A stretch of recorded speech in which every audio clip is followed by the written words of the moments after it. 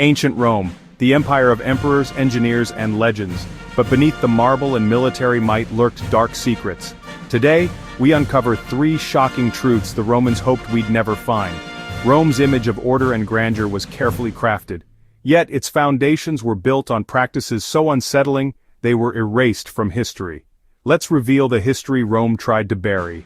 And as we peel back the layers, prepare to enter the world of Roman feasts, where every dish was a display of power and every banquet hid a secret. In Rome's elite dining halls, banquets were more than meals. They were displays of power and excess. The rarest foods arrived from every corner of the empire, not for sustenance but to shock and awe. Imagine a platter of flamingo tongues, each a symbol of extravagance, not necessity. Stuffed dormice, fattened in special jars, roasted and served as crunchy proof of a host's wealth. Even unborn animal fetuses were prized, harvested for their supposed purity and tenderness. These feasts weren't about taste, they were about dominance. Satirists like Petronius mocked these excesses, describing banquets where roasted boars released live birds or pastries mimicked mythical beasts. Every course was a spectacle, a challenge to the senses, and a reminder of the host's reach. Why such obsession with the bizarre? To show power, over nature, over people, over the empire itself. The elite dined on the inaccessible, separating themselves from the masses who survived on bread and olives. The food on your plate was a direct reflection of your worth in Roman society. Rumors of even darker acts, ritual cannibalism, haunted the imagination, used as political weapons to destroy rivals. The Bacchanalia cults, accused of debauchery and cannibalism, were violently suppressed, showing how fear of the unknown justified brutal crackdowns. These feasts teetered on the edge of civilization and savagery, celebrating mastery over nature while flirting with chaos. The Roman banquet was more than a menu. It was a tool for social control and a mirror of the empire's anxieties. The bizarre foods were about control, over nature, resources, and people. Even Romans found this excess unsettling, preserving its memory in satire and scandal.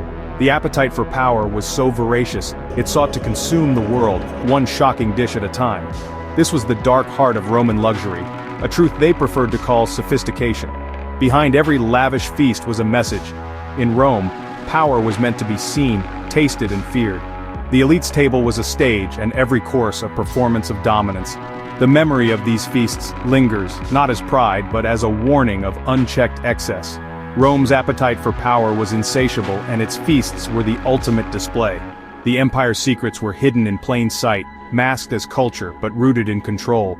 The true story of Rome's banquets is not one of taste, but of power and fear. These were the secrets Rome hoped would never be uncovered, and now, we see them for what they truly were. But beyond the feasts, the arena held stories Rome tried even harder to silence. Tales of forgotten warriors and secrets written in blood and sand. The arena. Sand, blood, and spectacle. We picture male gladiators, but history hid another truth. The gladiatrices, female fighters. Their existence is fact, not fantasy. Though Rome tried to erase them, evidence is rare. A marble relief from Halicarnassus shows 2 women, Amazon and Achillea, dueling without helmets, their names inscribed for all to see. Roman historians mention female gladiators, often as exotic novelties in imperial games. These women were not anonymous, they were stars, challenging the very order of Roman society. The gladiatrix shattered gender roles. In Rome, men embodied courage and public life. Women were expected to be modest and domestic. A woman in the arena blurred these lines, threatening the hierarchy that kept men in power. The elite saw female gladiators as a sign of moral decay, satirists mocked them, and the emperor Septimius Severus eventually banned women from the games. This ban marked the start of their erasure. No statues, no poems, just silence. For centuries, their existence was doubted, dismissed as rumor. Only fragments, art, brief mentions survived to tell their story. Why were they so threatening? Because they proved women could be strong, public, and celebrated for it. The gladiatrix was a challenge to the empire's most fundamental division, man over woman. By erasing her, Rome tried to protect its power structure. Rediscovering these women challenges the narrative Rome built. Their story reveals a world more complex and contested than the marble monuments suggest. The gladiatrix reminds us, history is not just what happened but what was silenced. Their memory survived in whispers now brought back to light. The arena was not just a stage for men, it was a battleground for forgotten women. Rome's power depended on control even over memory. The lost gladiatrices are proof that the empire's story is incomplete. Their return to history is a victory over silence. The truth of Rome is found in what it tried to erase. The gladiatrix stands as a symbol of resistance against erasure. Their legacy is a challenge to every myth Rome left behind. The story of the gladiatrix is a reminder, even the most powerful empire cannot silence every voice. In the end, the truth finds a way to survive, and so do the stories of those Rome tried to forget. But as the arena emptied, a new shadow crept over Rome, an invisible enemy that would test the empire's strength like never before.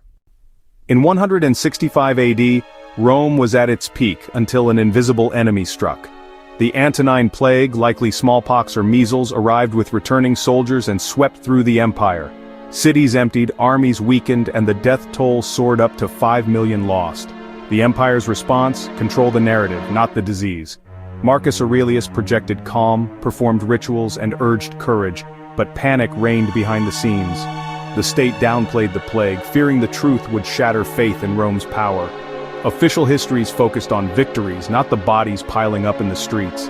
The plague became the unspoken reality everyone suffered, but few dared name it. The aftermath was profound labor shortages, economic collapse, and desperate measures like settling barbarian tribes within Roman borders.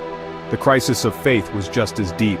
The old gods seemed powerless, and new religions, especially Christianity, offered hope and care for the sick. The plague helped Christianity grow, changing the spiritual landscape of Rome. The Antonine Plague marked the end of Rome's golden age, the Pax Romana. The empire emerged weaker, more fearful, and spiritually adrift. Yet Roman histories minimized the disaster, focusing on conquests and monuments. The emperors wanted to be remembered for glory, not for presiding over catastrophe. The story of the plague is a lesson in how power hides its own vulnerability. Rome could conquer armies but not disease. In hiding the truth, the empire revealed its deepest fear that it could not protect its people from chaos. The Antonine Plague was the secret Rome was most desperate to keep. Its impact was lasting, reshaping the empire in ways the official record tried to ignore. The true story is not just of loss but of denial and fear. Rome's greatest enemy was not a rival army but the truth it tried to bury. The plague exposed the limits of power and the fragility beneath the marble.